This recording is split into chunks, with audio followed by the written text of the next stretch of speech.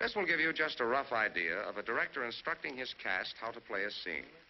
Mr. Charles Boyer at the piano and Mr. Goulding, the director, taking the place of Joan Fontaine, who was watching Mr. Goulding off scene. Mr. Goulding evidently was not at all satisfied with his rehearsal, so he will endeavor to get into character by wearing Miss Fontaine's hat and play up to Mr. Boyer. All right, Eddie. Give out. So I'll start, I'll count four first. 1, 2, 3, 4.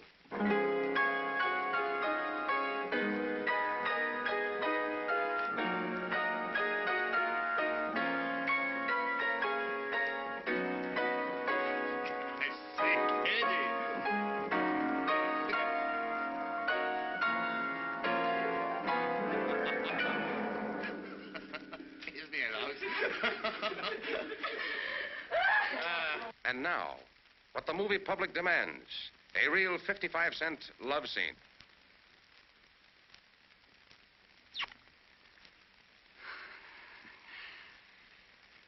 I say, that was a scorcher. You always act so funny, Leslie. Oh, you're gorgeous, Charlotte. Give us another. I say, that was a scorcher.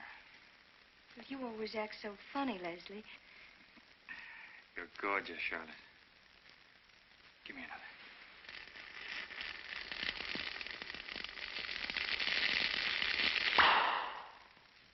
I say, that was a scorcher. Well, you always act so funny, Leslie. You're gorgeous, Charlotte. Give us another.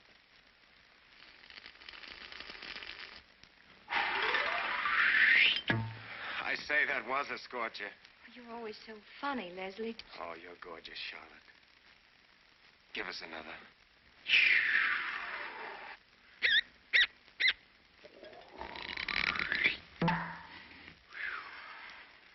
I say, that was a scorcher.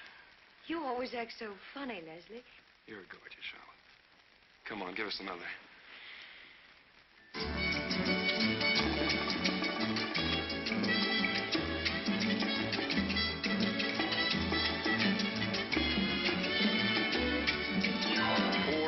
She has to do this.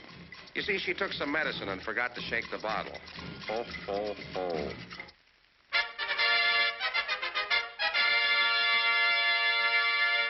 And if the case isn't settled by then, I'm going to give the estate away to the Salvation Army, and I knew goddamn well I was going to say it.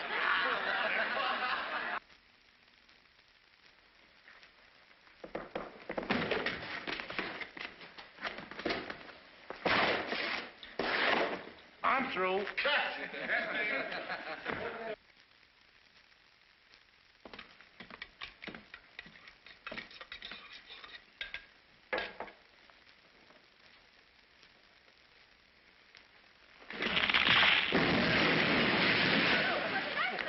Are you hurt?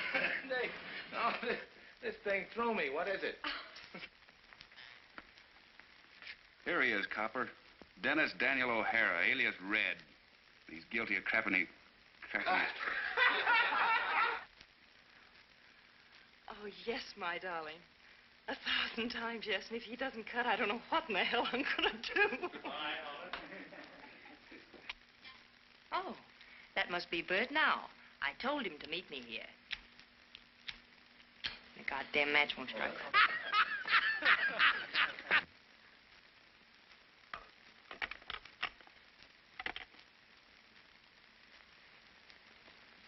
Stinks.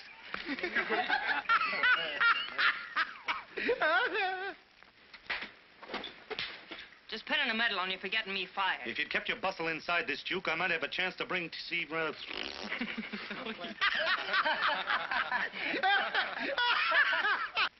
what's your news? Oh, I got a letter from goddamn Drake. Dear Drake, glad to hear that you're feeling good and everything's going so well. We skip that. Of course, I'm... Paris. Oh, Paris. Jesus Christ. I'm sorry. I suppose it's a pretty big field, sir. Maybe too big. Maybe 100 years off. Of course, you can never tell. Hey, I'm not talking the dialogue for... Cassie was poisoned. Then quite a bit later, Dr. Tower shot himself.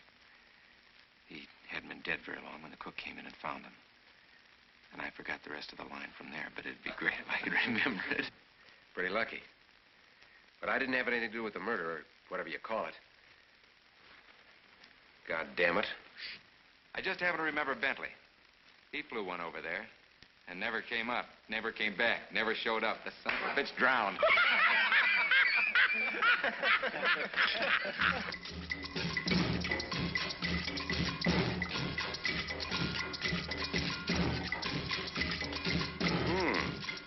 What's caught your eye, Humphrey?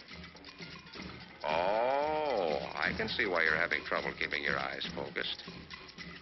Too much for you, huh? Poor fella. You just rest quietly. Well, the return of the man who came to dinner. For God's sake. And the laws of the state of California. Therefore, who God hath joined together, let no man put asunder. That'll make a goddamn good one for somebody where they're having this thing.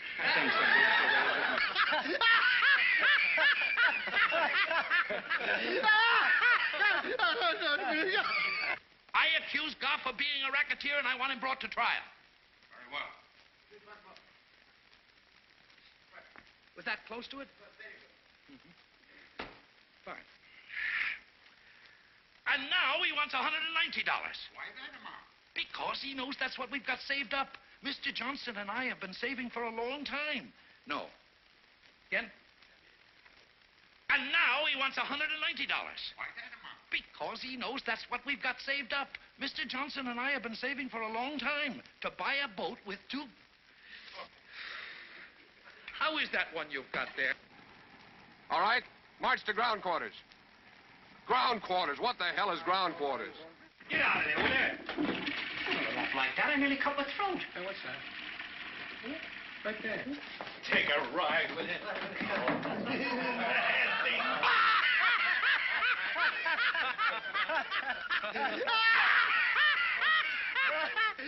Making a future for their kids.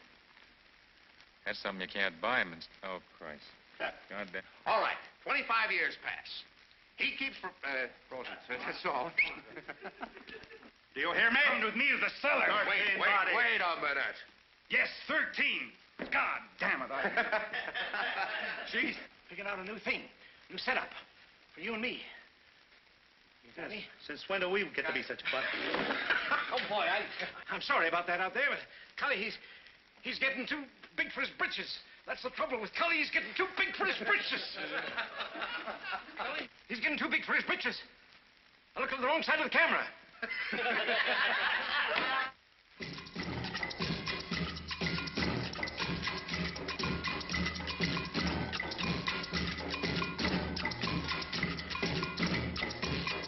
She doesn't know her name. Doctor, I can't help it. It's orders. All right, I'll tell you her name. Her name? What the hell is her name? Always subject to your approval, Doctor. Dog doesn't eat dog, eh? Oh, I'm not a practicing physician. Now, what the hell do I say? If ever there was a stupid 14-carat dumb cluck who ought to have his own hand examined, that's me.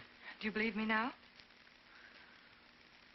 I'll be goddamned if I know what the hell to say. Give me oxygen.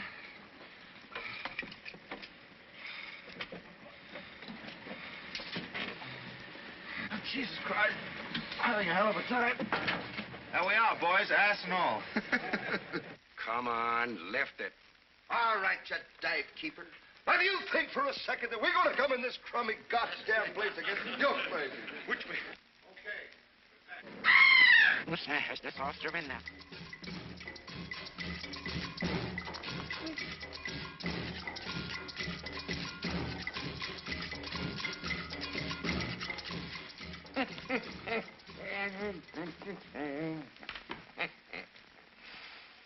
What'd you feel about her? You thought it was all over, but it wasn't. It's still there. Like an... God damn, it's still in you. Father, 14, what? Oh, remember, Mr. Stanley, I too am giving up something. It would make a whale of a broadcast. Well? Say something, Mr. Keeley. Say something. Cut. Maggie, you know that one of my cardinal principles is never to interfere in anybody else's wife. Don't look at me and say that. Yes, I arrived in white tie and tails to be met by two bewigged butlers who very quietly proceeded to take my trousers off. I was then ushered in my lemon yellow shorts, God damn it. Have we ever met our friend?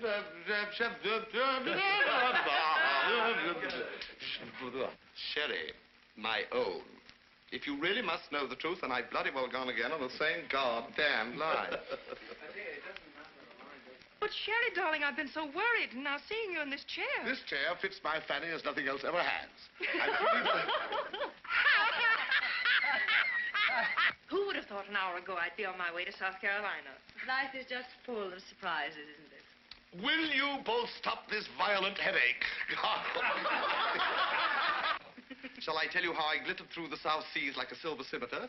Or would you rather hear how I finished a 3-act play with one hand whilst making love to a Maharaja with... Oh.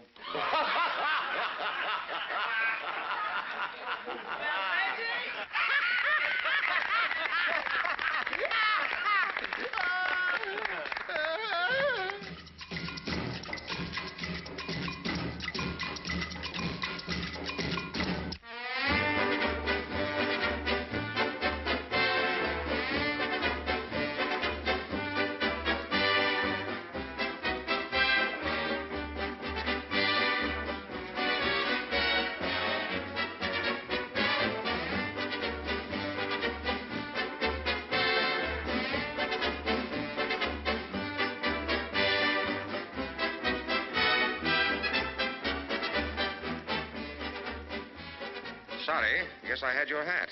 That's all right, I had yours. Well, then I must have yours. Then you've got mine. Say, we girls certainly have trouble with our hats. You give me mine or I'll hit you with my beaded bag. Mr. Flynn was always one for exercise. He got those big shoulders playing tennis, his big arms from golf, his big chest from swimming, and you ought to see his great big... But can you blame a fella if he likes to ride horseback? Well, Mr. Flynn seems to be making eyes at someone. When Errol gets this look in his eye, look out, girls. It only means one thing.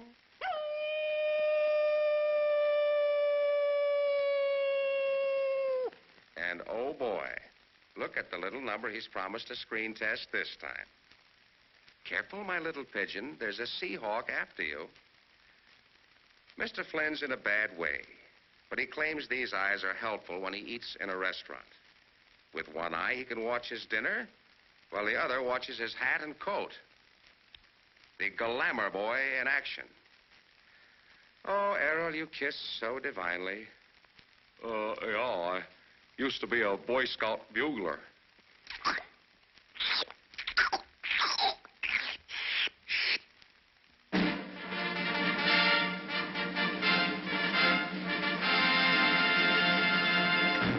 I still can't raise my ass off the ground.